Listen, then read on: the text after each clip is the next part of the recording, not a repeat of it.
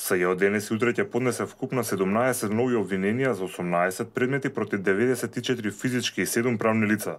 Според информациите од ова обвинителство мерка притвор ќе се бара за вкупно 18 лица, а за 47 мерки за предпазливост. Покрај овие 17 обвиненија веќе во судска процедура влегоа 3 други обвиненија, меѓу кои случајот транспортер. Обвинителката Катица Јанева кажа дека СЈО донело решение за непревземање на кривично гонење за 6 лица, наредби за запирање на истражната постапка за 9 лица и прекин за истрагата за 3 лица. Временските рокови кои ни беа ставени на располагање не дозволија превземање на истражни дејства како резултат на кои истражната постапка би можела да заврши.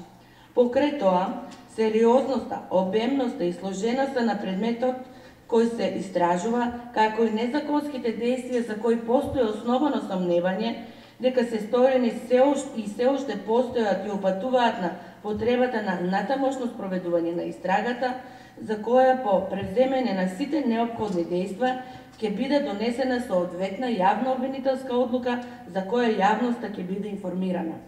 И оваа тура нови обвиненија се однесуваат само на функционери од ВМРО ДПМНЕ. Јанева и денес повтори дека обвиненија против функционери на ДУИ нема.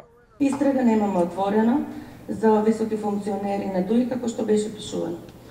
Сега за сега. Ние покрај да бидам јасна околу разговори. 45% кои се преслушани не се сите анализирани.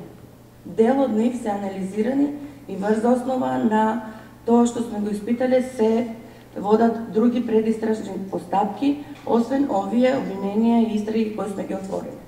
Инаку на денешната пресконференција се случи еден несекојдневен настан кога Катица Јанева побара аплауз за незиниот тим. Го добија од вработените во СЈО, но и дел од новинарите која следеа пресконференцијата.